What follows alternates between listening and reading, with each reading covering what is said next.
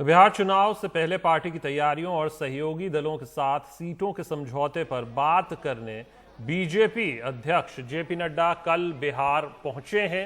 सूत्रों के मुताबिक एनडीए के बीच सीटों की औपचारिक घोषणा होने की संभावना नहीं है, लेकिन इस पर दलों के बीच आपसी सहमति बन सकती है। नड्डा बिहार के मुख्यमंत्री नीतीश कुमार से भी मिलेंगे, साथ ही वो बीजेपी दफ्तर में आत्मनिर्भर बिहार अभियान भी लॉन्च करेंगे। महाराष्ट्र के पूर्व मुख्यमंत्री बिहार चुनाव के प्रभारी देवेंद्र फडणवीस भी कल ही बिहार पहुंचे हैं। कल फडणवीस ने पत्रकारों से बातचीत में कहा है कि इस सरकार के पीछे पीएम मोदी हैं। ये बात सबसे बड़ी है, जनता को पीएम मोदी पर भरोसा और हम जरूर जीतेंगे।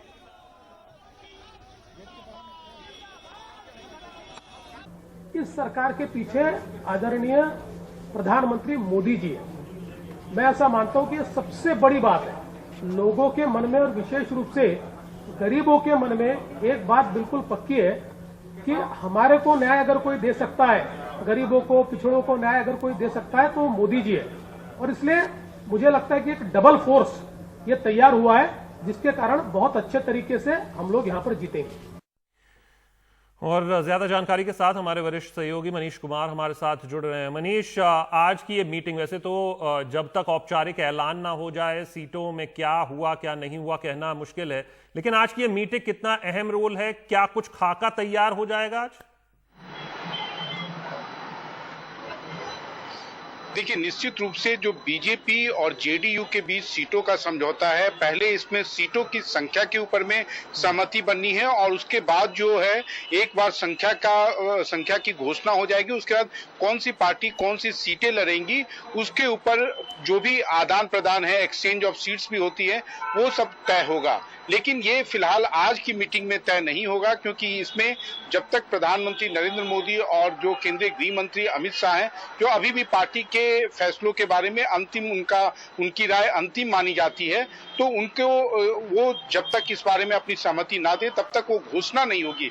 लेकिन हाँ, मोटा मोटी एक आप कह सकते हैं कि सहयोगियों के बीच में जब वो सब लोग मिल बैठकर बात करेंगे तो हाँ, सीटों के बारे में, चुनाव के बारे में चर्चा होगी। और ये देवेंद्र फडणवीस पहली बार जब बिहार के चुनावों के प्रभारी बने हैं तो वो मुख्यमंत्री नीतीश कुमार से मिलने वाले हैं। लेकिन हाँ, आप ये कह सकते हैं कि चिराग पासवान का क्या होगा, इसके बारे में निश्चित रूप से एक संशय बना हुआ है।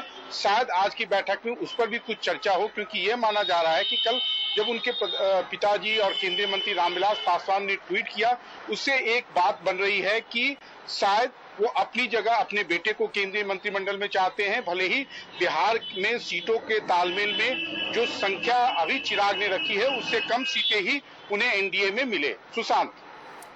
मनीष, ये आपने देवेंद्र फडणवीस का जिक्र किया, एक हमने बाइट भी सुनाई और हमने सुना कि किस तरीके से प्रधानमंत्री के चेहरे को सामने लाने की बात है।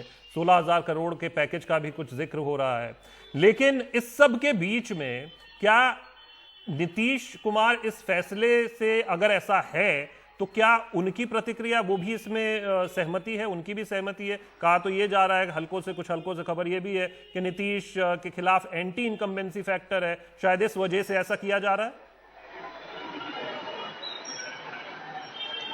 देखिए सुशांत, आपका जो सवाल है ये कई जगहों पर बीजेपी के सूत्रों के माध्यम से ये खबर छपी है, लेकिन कल जब हम बिहार बीजेपी के वरिष्ठ नेताओं से बातचीत कर रहे थे, जो इस पूरे गठबंधन के आप कह सकते हैं कि आका हैं, उनका कहना था कि अगर ये बात होती तो 2015 का चुनाव तो हमने नरेंद्र मोदी के नेतृत्व, उनके चेहरे पे लड़ा था, लेकिन उस चुनाव में हमारा क्या हश्र हुआ वो सबसे छिपा हुआ नहीं है। दूसरी बात यह है कि ये विधानसभा का चुनाव है।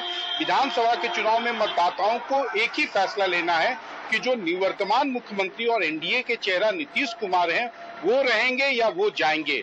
मुकाबला जो है वो नीतीश कुमार, मतदाताओं के बीच में जो एक तरह से ऑप्शन है वो नीतीश कुमार और तेजस्वी यादव, जो महागठबंधन के आने वाले दिनों में इस पद के लिए उम्मीदवार होंगे।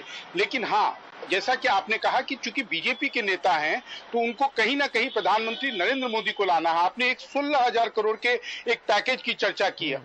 निश्चित रूप से चुनाव होने हैं तो काफी सारे शिलान्यास हो रहे हैं, लेकिन अगर आप पैकेज देने से बात बन जाती तो आप याद कीजिए 2015 के चुनाव के पहले प्रधानमंत्री ने कुछ 1,25,000 करोड़ से ज्यादा का पैकेज दिया था, लेकिन उस पैकेज के परियोजनाओं पर उसका क्या असर हुआ, उस पर आज तक बीजेपी के किसी भी नेता की हिम्मत नहीं है कि एक व्हाइट पेपर जारी करें। 5 साल में डबल इंजन की सरकार है सुशांत, लेकिन जेपी नड्डा, नीतीश कुमार, सुशील मोदी, रविशंकर प्रसाद जिस पटना विश्वविद्यालय से पढ़कर निकले हैं, उस पटना विश्वविद्यालय को जब केंद्रीय विश्वविद्यालय देने की मांग की तो प्रधानमंत्री ने उस मांग को खारिज कर दिया था। तो अगर आप डबल इंजन की सरकार में एक विश्वविद्यालय को केंद्रीय विश्वविद्यालय का दर्जा नहीं देते हैं तो बीजेपी के नेता खुद कहते हैं कि आखिर हम कैसे कहेंगे कि हाँ नरेंद्र मोदी के नाम पे आप हमें वोट दीजिए, क्योंकि ये वोट होगा तो वो नीतीश कुमार के नाम पर और उनके काम पर होगा, क्योंकि उन्होंने जो पिछली बार 7 निश्चय जो भी वादे किए थे उन वादों के ऊपर में उनका जो भी एक्शन टेकन रिपोर्ट है या जनता के बीच में वो काम पहुंचा या नहीं हुआ, जनता उसी को आधार बनाकर अपना वोट डालेगी। तो ये सारी बातें जो है वो निर्मूल है, लेकिन हाँ बड़े नेता है तो सबों को एक तरह से आप कह सकते हैं कि प्रधानमंत्री नरेंद्र मोदी का भी नाम देना है, लेकिन चुनाव के ऐन मौके पर अगर आप शिलान्यास करेंगे तो बीजेपी के नेताओं का भी मानना है कि मतदाता हैं और बिहार का मतदाता वो भले गरीब हो लेकिन वो बड़ा जागरूक होता है, उसका कोई खासा असर नहीं होता है। सुशांत बिल्कुल, और पिछली बार का भी अगर हम जिक्र करें, जो आप 2015 का जिक्र कर रहे हैं, तो अमित शाह थे, साल भर से तैयारी उनकी भी चल रही थी और वो भी सफल नहीं हो सके थे। तो ऐसे में भाजपा के जो प्रभारी हैं उन्होंने तो अपना एक बात कह दी है।